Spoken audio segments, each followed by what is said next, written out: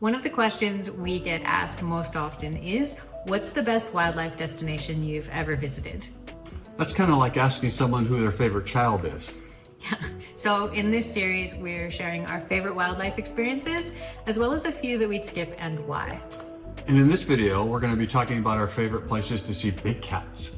If you're new to our channel, we're Andy and Jennifer. I'm Andy. We retired early in 2026 and decided to build a life around full-time slow travel with wildlife photography guiding where we go. Seeing big cats is all about patience. Much like photography, you need a lot of it. You gotta pack your patience. Which I think we left that at home. Well, it got lost. Yeah. Our patience got lost many years ago. You can spend hours searching and then suddenly you spot the tail of a leopard hanging out of a tree, or you hear a lion roaring. There's one place that stands out above the rest for us, and that's MalaMala Private Game Reserve, bordering on the Kruger National Park in South Africa. African big cats are just the beginning. Later in the video, we'll head to Brazil in search of jaguars, before talking about one of the world's most famous tiger destinations and what you need to know before you go. Let's start with MalaMala. We visited there 6 times, and that sounds bougie. And honestly, we'd go back tomorrow if we could. Yep. If someone asked us where to go for African big cats, MalaMala would be our answer without hesitation. And one of the reasons it's so special is because it's all about the wildlife. The reserve has been studying lions and leopards for decades. These animals are accustomed to vehicles, sightings are carefully managed, and the guides and trackers are some of the best that we've ever encountered. The result is extraordinary access. At MalaMala, seeing a big cat doesn't feel like the exception, it's more like the expectation. Because it's a private reserve, the guides can also drive off-road. That means instead of watching a leopard disappear into the bush, you're often able to stay with it as the story unfolds.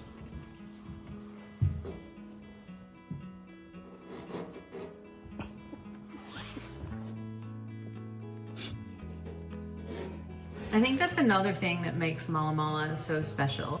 You're not seeing just animals, you're getting to know them. On our most recent visit, we spent time with a young leopard whose grandmother we had photographed several years earlier. It turns every sighting into part of a much bigger story.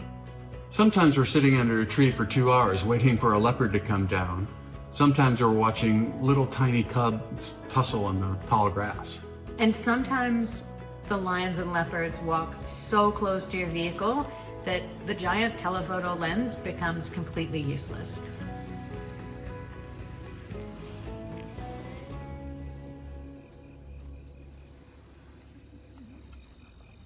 During one 10-drive stay, so that would have been 4 days with a half day on either end, we recorded 12 different leopard sightings involving 10 different individual leopards. Yeah, and on one drive alone, we saw 4 different leopards.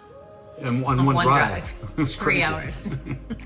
Yeah, and on the same trip, we spent time with a pride of 22 lions in one go. I just remember, I think I have the clip where there were 2 coming out of the bush and then they just kept coming. And it was this never-ending line of lions. We've watched and heard males roaring.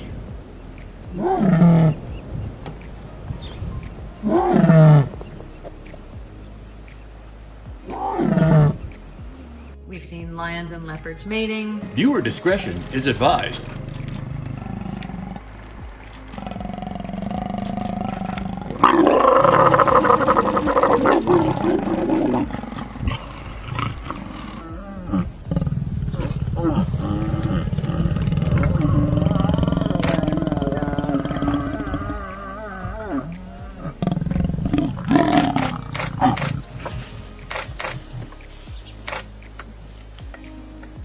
We even had that one wild encounter where we were with some leopards, but then lions arrived and chased them up a tree.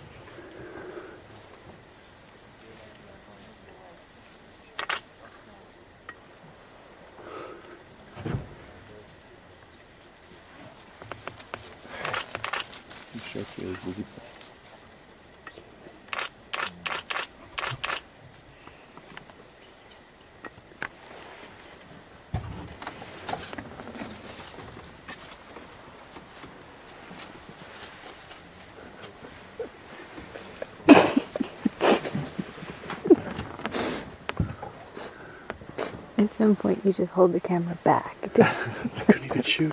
You're so close. I would have thumped him in the face with that lens, I think.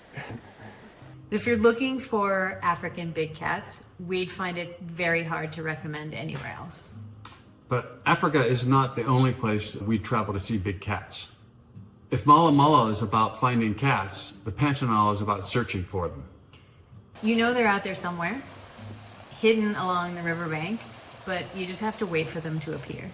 The Pantanal is one of the world's largest tropical wetlands, stretching across western Brazil into parts of Bolivia and Paraguay. We stayed on a floating houseboat deep within the Pantanal. It wasn't luxurious, but it had one huge advantage. Instead of spending hours traveling to and from a land-based lodge, we were already deep in the jaguar habitat. The operators were so confident in the area that they guaranteed jaguar sightings if you stayed 4 nights or more. We were wondering whether we discovered a loophole in their guarantee. Yeah. We joked that someone might eventually appear in a jaguar costume just to satisfy the fine print.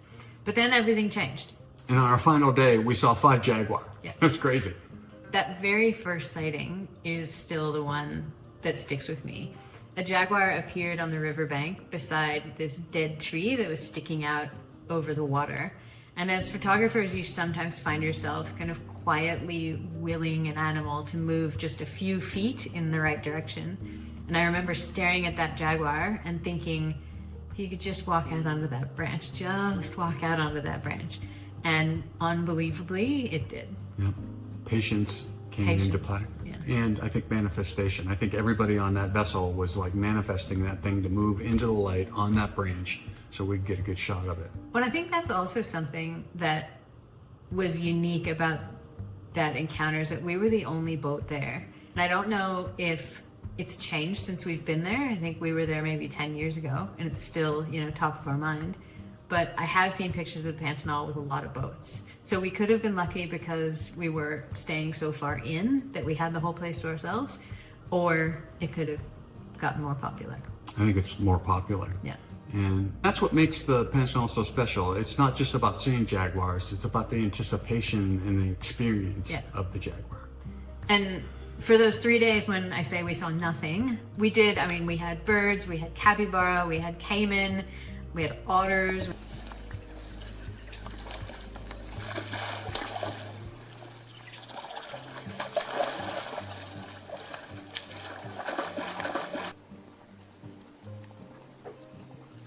We had kingfishers diving down on otters and stealing their fish. But then without warning, a jaguar appears. Yeah, it was crazy. And then you forget about the 3 days that you Didn't see were anything. looking for it. Yeah. Yeah. The Pantanal has taught us something about waiting becomes part of the experience. The longer you wait, the sweeter the reward. Yeah. For jaguars, the Pantanal is hard to beat. So far, we've been talking about lions and leopards and jaguar.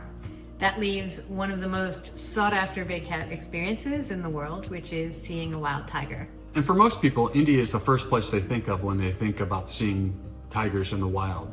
And we visited Ranthambore National Park, one of India's best-known tiger reserves, and nothing prepares you for their first sighting of a tiger. Tigers are even larger than lions, and seeing one emerge from the forest is one of the world's great wildlife experiences. But there was one part of the experience we weren't expecting.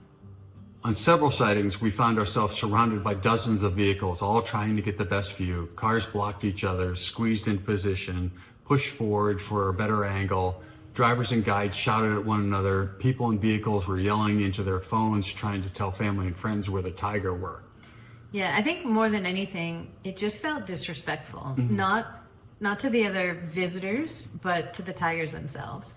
It felt very different from the kind of quieter, more managed big cat experiences we had in places like MalaMala and the Pantanal.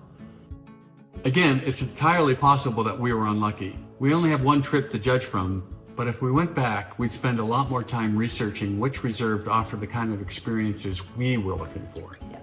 Would we recommend India if your dream is to see a tiger? Absolutely. Would we personally rush back right away? Probably not. For us, that's really what this series is all about. Not just where to see wildlife, but choosing the experience that's right for you. And thanks for watching. We're always looking for new wildlife experiences. So if you've had an unforgettable big cat encounter, let us know where it is in the comments. This is just one episode in our Best Wildlife Experiences series. Over the next few weeks, we'll be sharing our favorite places to see penguins. That's going to be a really long video. Whales, primates, and more. So if that sounds like your kind of adventure, we'd love to have you along. And until then, happy travels.